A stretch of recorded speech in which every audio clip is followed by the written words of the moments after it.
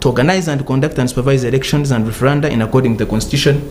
So it's the Constitution establishes the Electoral Commission as an independent institution that is meant to serve everybody. Every citizen of Uganda is our boss as the Electoral Commission. So that is what the Commission stands for, that is how it is established, and that is how it undertakes its mandate. Okay. So it's an independent Electoral Commission established by the Constitution of Uganda of 1995 and mandated to do a number of things, including, but majorly, to organize, to ensure that free, fair elections are held regularly. Interesting. How far with preparations? We are getting into a season where Electoral Commission is going to be very, very busy. Before we get to whether you have enough manpower to handle what is coming, how prepared are we as a country? Are we ready? Have all the aspirants handed in their required documents, and basically, are we ready to go as a country when it comes to elections? So let me explain how a general election is conducted. So at the starting of the preparation for the conduct of every general election, the Electoral Commission issues a roadmap, which is a document that outlines the major milestones that must be undertaken in preparation for the general election. The general election we are going to have is called the 2025-2026 general election. Okay. Because a number of the elections of special interest groups, for instance, the youth, the women, the elderly, will be actually undertaken during this year, 2025. As well as a number of critical activities on that roadmap will be this year. So that's why it's called 2025-2026 generation. So that roadmap, which the Commission first released in August 2023 and revised it and issued it again in July 2024, has major milestones. And some of these milestones that are on the cards, some have already been undertaken. For instance, continuous voter education is part of the roadmap. And that one is ongoing at all times. Number two, we had the demarcation of electoral areas at the local government level. Number three, we had the organization of polling stations. Those were the first major elements on the roadmap.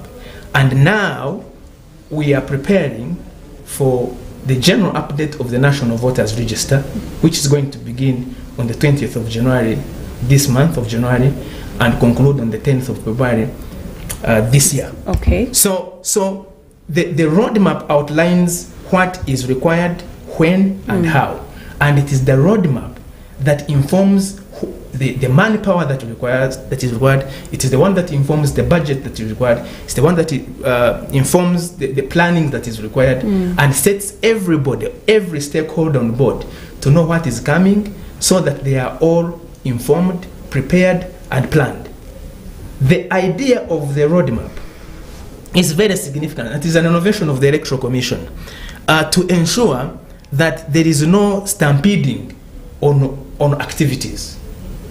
And the roadmap covers a wide range of issues. It covers a long period of time within which the key actors in the electoral process, the political parties, know when they need to undertake their nominations, because the Electoral Commission will have given a date when it will conduct national nominations. So political parties, for instance, in that case, will ensure that they organize their primaries before the nominations are organized by the Electoral Commission. It will also ensure that the political parties work on their own internal processes to ensure that they fully participate in the electoral process. Civil society organizations get to know what is on the cards, what is on the map, so that they can also fit in and make a contribution in the electoral process. So the idea of a roadmap also enables the Commission and the country to plan and budget for the election, because the elections are not cheap. They cost money. And the nature of the roadmap enables the Commission to prepare its budget, to present its budget, and for the government, which finances the operations of the Electoral Commission, to allocate and plan to raise the required resources in a good time, in a planned manner. And so we are on course. We are very much on course, and we have accomplished already some of the elements on the roadmap, and now the major one, as you have rightly mentioned, is the preparations for the general update of the National Voters Register.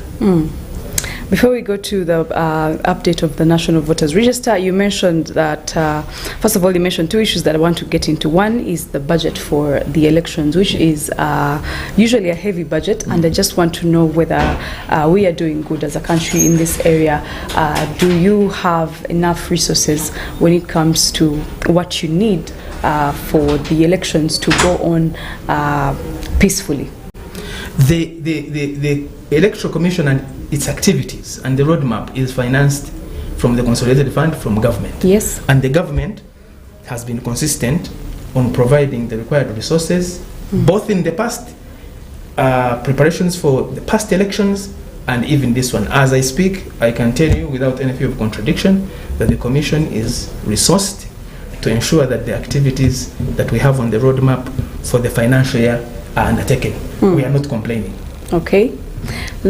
So when we get to the regional workshop on the update exercise and display of the National Voters Register, what was this workshop about and what did it entail in detail? Thank you. So let me contextualize the update of the National Voters Register. The key word is update and the voter. The right to vote, you'll notice that I travel with this document. This document, actually, it's not just a constitution, it's a compendium of all electoral laws. Okay. Because whatever the commission does is guided by law or by laws. The major document being the constitution, which is the mother law, and then there are other elements of the law that inform the operation of the Electoral Commission. The Electoral Commission Act, Parliamentary or Presidential Elections Act, Youth Act, Women's Act, all those. They are contained in this document. And Article 59 is the anchor because it speaks about the representation of the people. Article 59 is in Chapter 5 and it says the right to vote.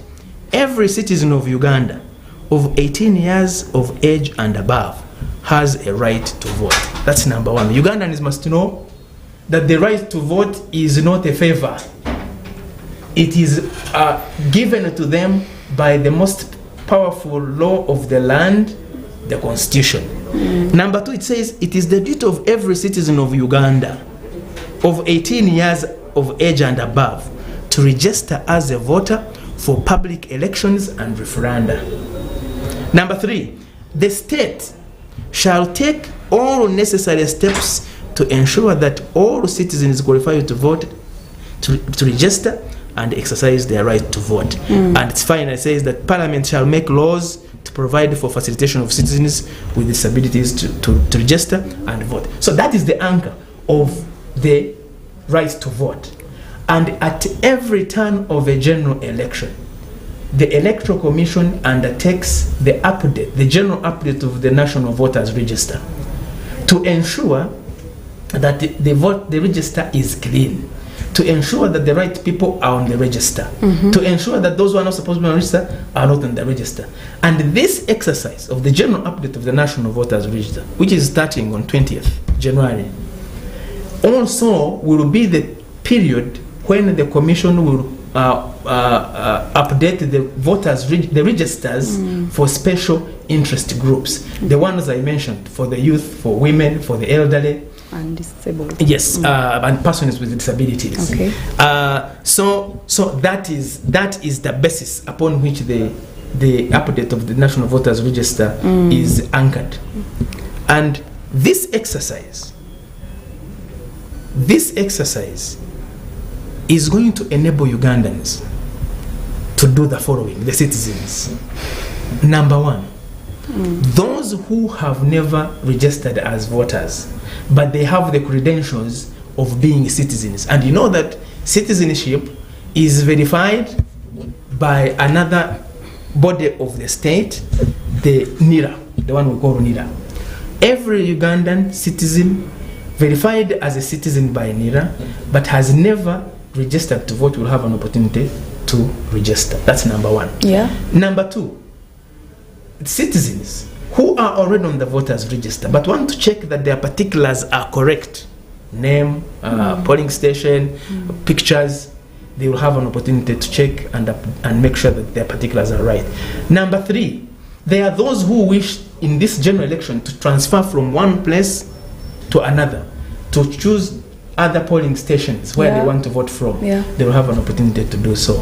And finally, but perhaps most importantly, this exercise will enable students who were registered by NIRA under a special arrangement and have now turned 18 years of age to come up and register as voters, get assigned polling stations, and be able to exercise their fundamental right to vote as provided for in the Constitution. And that is why this is very, very, very critical.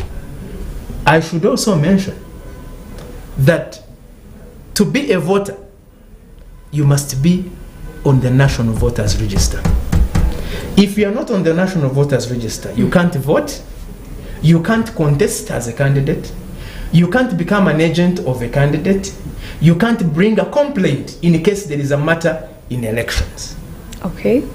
So do you see that the mother document that drives the credibility of an electoral process is actually the National Voters Register? And that is why every effort, every stakeholder is called upon to fully participate, mobilize the rest of the others to participate in the updating of the National Voters Register to ensure that the country has a clean National Voters Register that anchors the operations of the electoral process. Okay, I want to believe these were some of the outcomes from that workshop that was. So the workshop that was held, there were workshops, there were simultaneous workshops across the 12 regions of the electoral map. The Electoral Commission mapped the country under 12 electoral regions. Okay. And each of these regions is superintended by a commissioner. And so on Friday, this last week, the entire commission leadership was in the field. The chairperson of the commission, Justice Jabakama Mugenyi Simon, was in Mbale. The deputy chairperson, Hajat Aisha Rubega, was in Soroti. Commissioner Peter Emorut was in Karamoja. Commissioner Stephen Tashovia was in Jinja. Commissioner Karobe Inamario was in Hoima. Commissioner Dr. Simba Kayunga Sali was here in Kampala.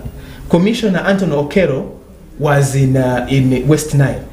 The acting secretary of the commission, Richard Kamshababo, was in Mbarara. And then the other regions were led by senior members of the commission to ensure that exercise that brought together all the key stakeholders. We had representatives of political parties, we had representatives of civil society groups, we had the media, we had the representatives of security agencies, we had representatives of religious institutions, business community, traders, cultural institutions where I exist, and all manner of stakeholders. I personally was in Fort Portal, which is called Midwest. We call it Midwest under our arrangement. Okay. Toro, that region. And so the key issue was to, one, bring them on board, because the commission believes in inclusion and participation and stakeholder engagement, or engaging those people that have a stake in the electoral process,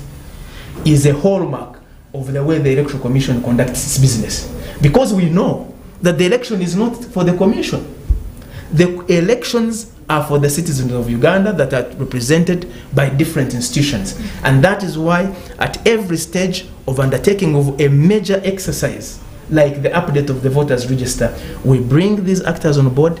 They bring their views, they bring their concerns, they bring their ideas, but most importantly, we secure their support in undertaking these exercises. And in this particular case, this was at the regional level, and as we speak, there will be other engagement with key stakeholders cascading from the national to the region to the district to the sub-counties to the parishes, so that at the end of the day, our electoral process is inclusive, it is participatory, and it becomes a responsibility of everybody who must do something about it.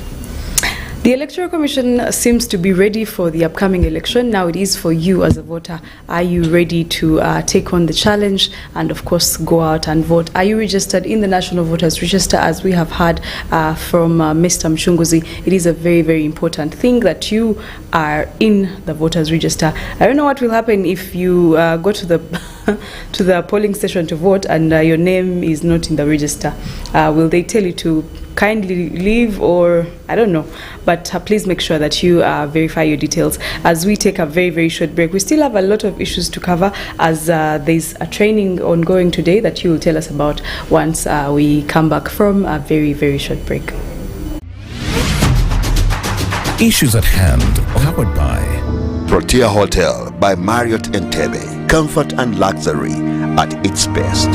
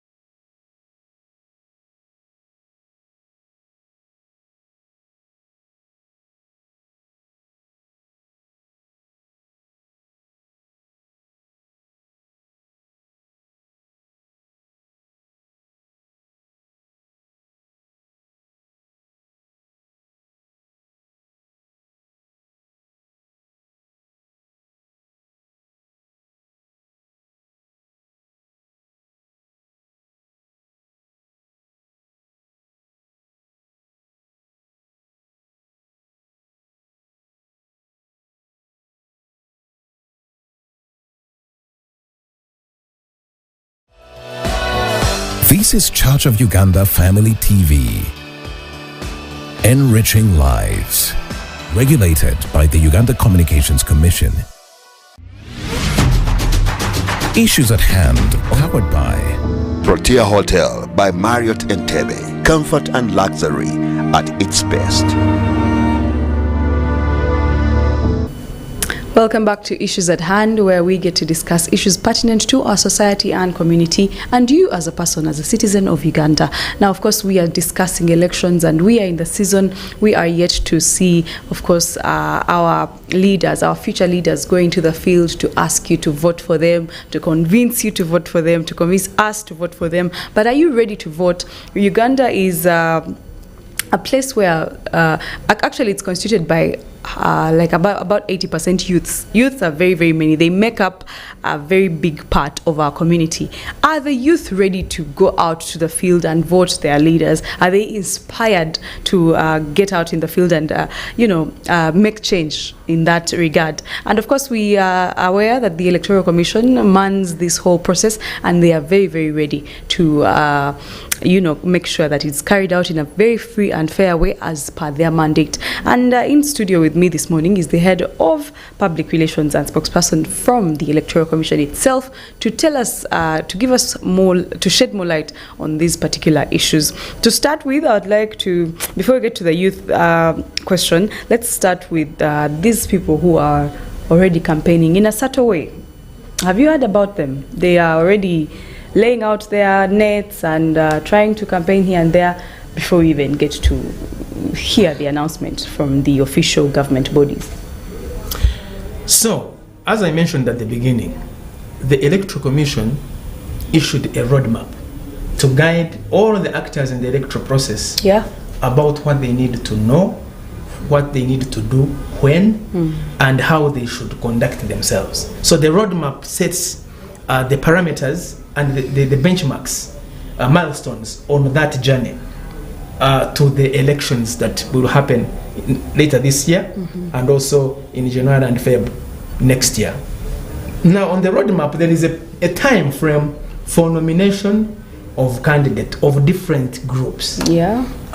Whether it is for special interest groups, whether it is for parliament, whether it is for president, whether it is for local council, leadership, senior, LOC 5 and others. Now, as far as the Electoral Commission is concerned, as of today, there is no candidate for any position anywhere in the country at any level. Because according to the roadmap, there has been no nomination. You become a candidate once you have been nominated successfully. So, those that are doing any activities that may look like campaigns can be taken as activities that look like campaigns. But in the definition by the Electoral Commission of what is happening or what needs to be happening, today what should be happening is mobilizing Ugandan citizens to prepare and go out and update their particulars in the general update of the National Voters Register. So that is the first point I want to make. That according to the Electoral Commission, we have no candidate of any sort at any level for any elective position for the 2025-2026 general election. But of course we know that politics being what it is, people will begin to show that we are around, that please look at us. The Commission has no law that bars those who do so or such at all. What is important is that whatever is done needs to be done according to the law, because there are other laws that guide public order management. There are laws that guide traffic. You cannot say, I intend to be a candidate, now I'm going to drive in the one way and I go on the other side, because the traffic police officers will arrest you and they will charge you according to the law. You cannot say, I intend to be a candidate, therefore I'm going to throw a rally in the middle of the road or in a market. There are public order management laws that are in place that will be brought to bear. So they need to make sure that whatever they do in the showing their desire and interest, that they follow the law, that they don't break the law, that they are respectful to each other, and that they conduct themselves as people that should demonstrate that they want to be leaders. So that is as far as I can say. When the time comes for nominations and people have been nominated for various positions, then at that point the nominated candidates will have to conduct themselves according to the rules and regulations issued by the Electoral Commission. And at that point, the Commission will be responsible for their activities. Okay, thank you. Now this brings me to another question. Now, of course, as you have heard it from Mr. Mucunguzi, we are supposed to go step by step. And before we get to the general elections, usually we have party primaries, but there's a lot of chaos that goes on around, the party primaries, very much caviar. And I don't know if you have a comment on that. No, so the message of the Commission, and as I mentioned, that political parties are very, very critical and key players in the electoral process, because they are the ones who field candidates. And remember, from 2005, Uganda went into a multi-party dispensation where political culture is built around multi-partyism. So the vibrancy of political parties is an indicator of the growth and health of our democracy. So we are in a multi-party dispensation. Political parties are alive. They have offices, they have representation, they have all manner of structures. Now, one of the elements that the Commission is interested in is when they are conducting their party primaries. Of course, the Electoral Commission is not involved in their party primaries, but there are general expectations that the parties themselves will follow the rules that are in their own constitutions.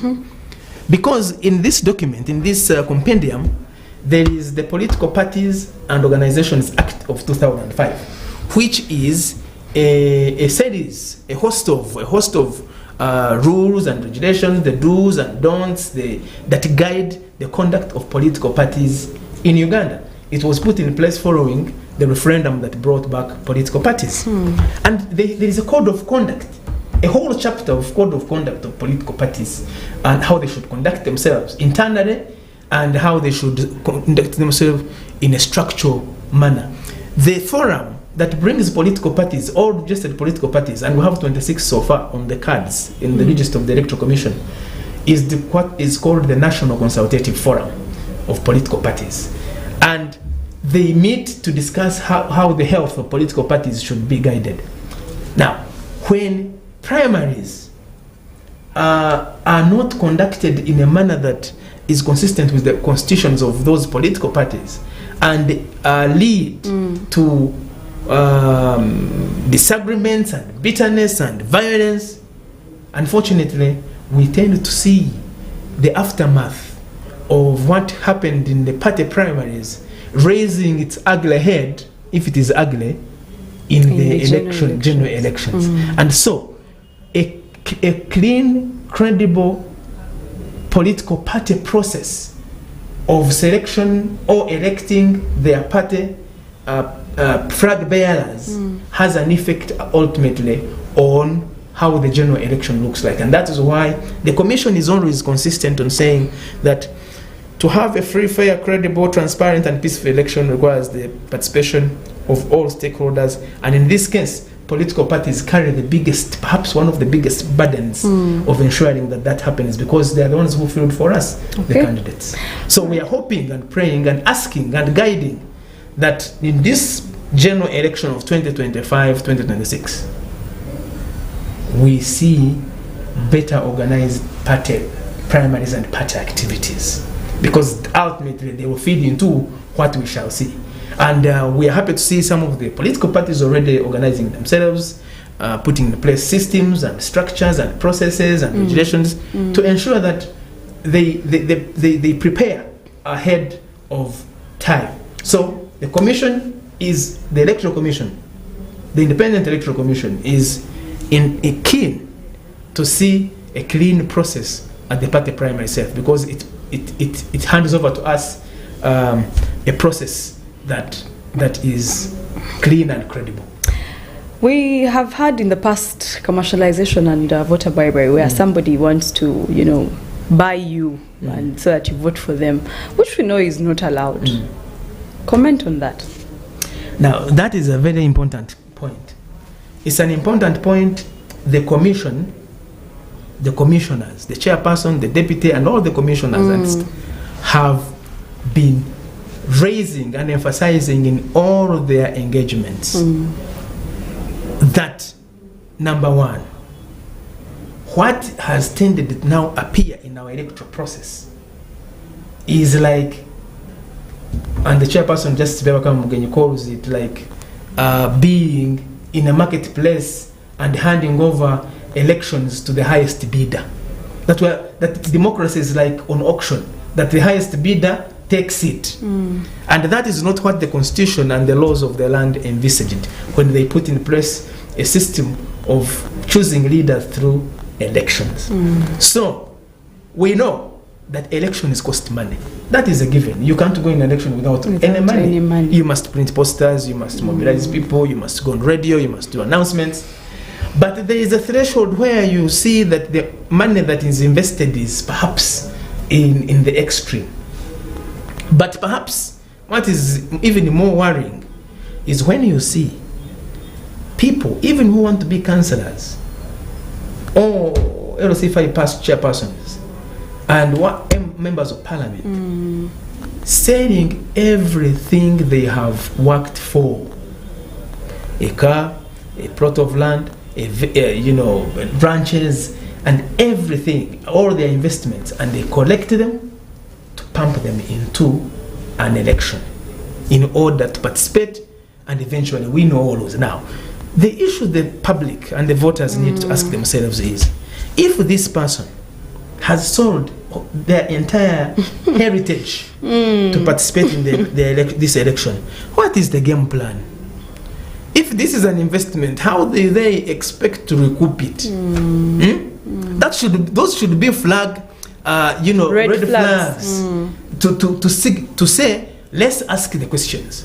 Because when so much money goes into the electoral process, it clouds judgment and may affect the process, affect the decision making, affect the choosing, and affect the outcome. And so that is why there is no law at the moment that caps the financing. We heard that there were efforts at bringing a campaign finance law. I think that would be a welcome idea, but it is certainly very, very, very worrying. And finally, on that point, when somebody has sold everything they own to come in an election, you can be sure that they expect one thing only: winning. Exactly. Yet, in an election, just like a football game, when you enter, you must expect to win or to lose. In fact, that's why you see in other places when candidates are contesting and they go to vote, after voting, one of the things they start working on is two types of speeches. An acceptance speech for defeat or an acceptance speech after victory. But most people don't even think about a speech conceding defeat, because perhaps they have put in, they don't have a fallback position. They have no car, they have no house, they have, some even lose families because of elections.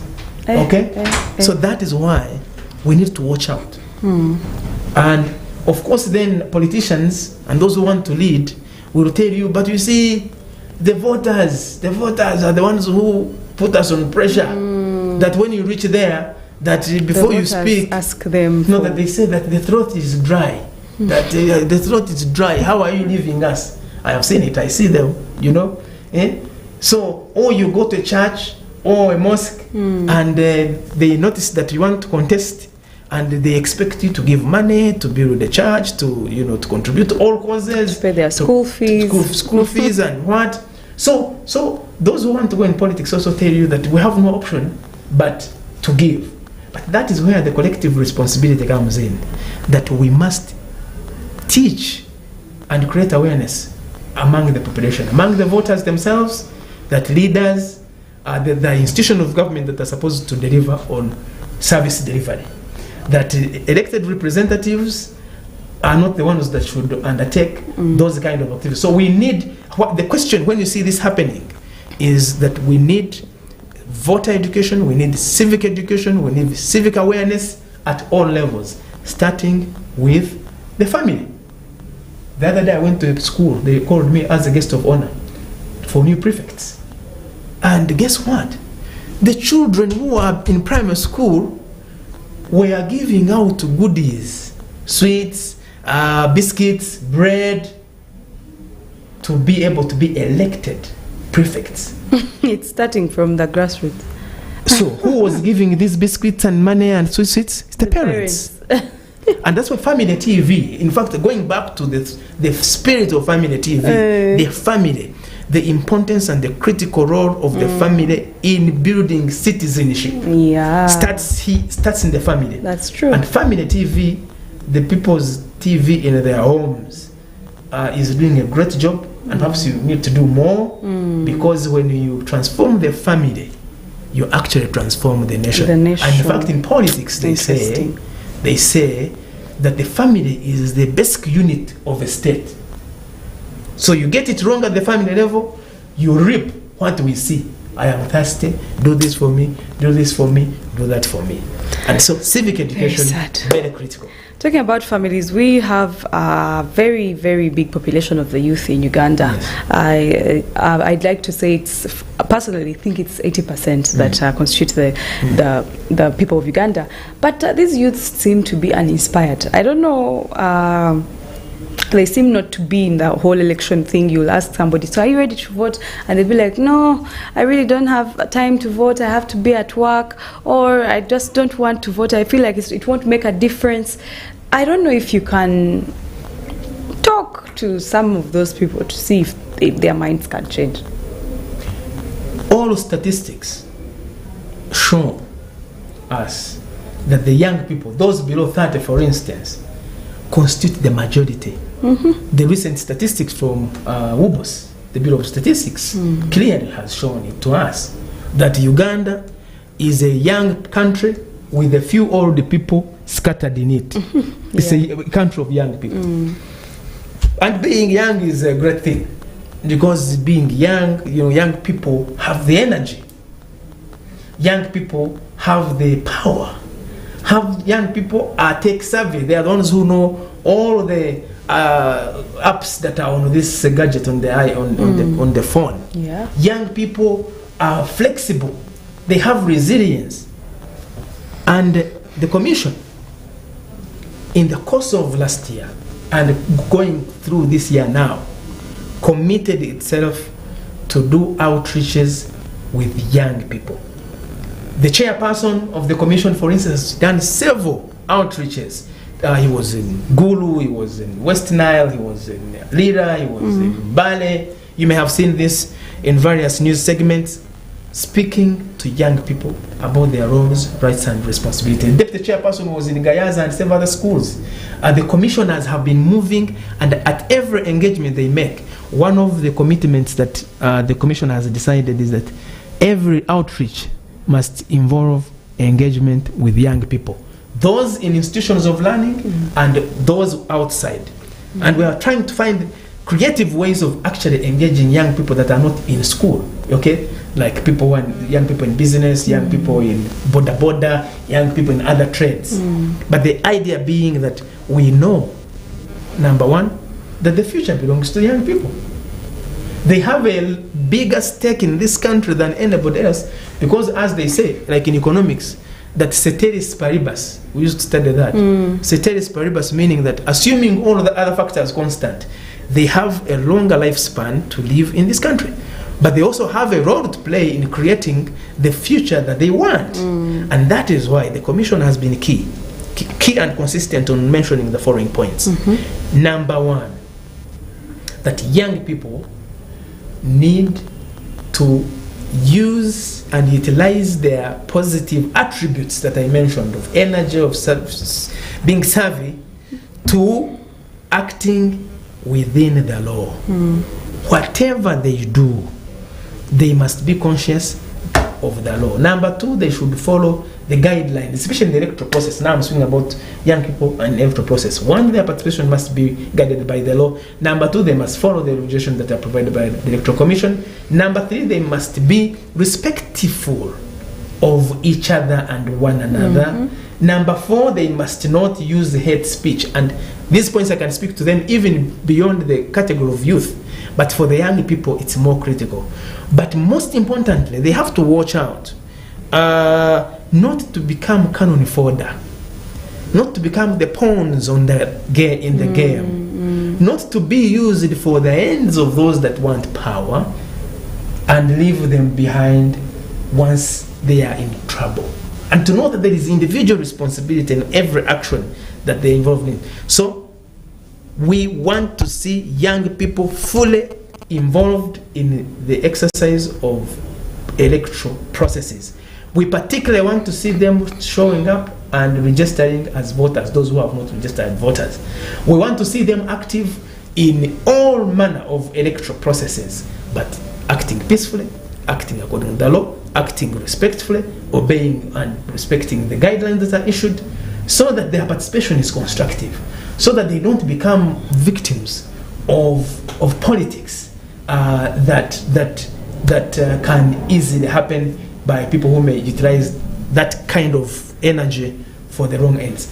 But also, most importantly, and this is the point that the Commission emphasizes, that the young people need to love their country, this Uganda, which is only one country that we have, that we can't afford to destroy it because it is our mother. If we destroy it, then we'll be uncovered. And so in the electoral process, the season has come, the campaigns are going to come. I was myself involved with other youth activists when I was a young man, and some of the elders who spoke to me about conducting electoral processes helped to guide me to make sure that I always ask myself whether this I'm involved in serves me or it doesn't serve my best interests. Interesting. Now we have only 5 minutes to go, but I still have a few questions. Let's start with the fact that we lost a member of parliament recently. And so is there going to be a by-election, or are we going to just wait for the process and then elect a Kawempe North leader once again?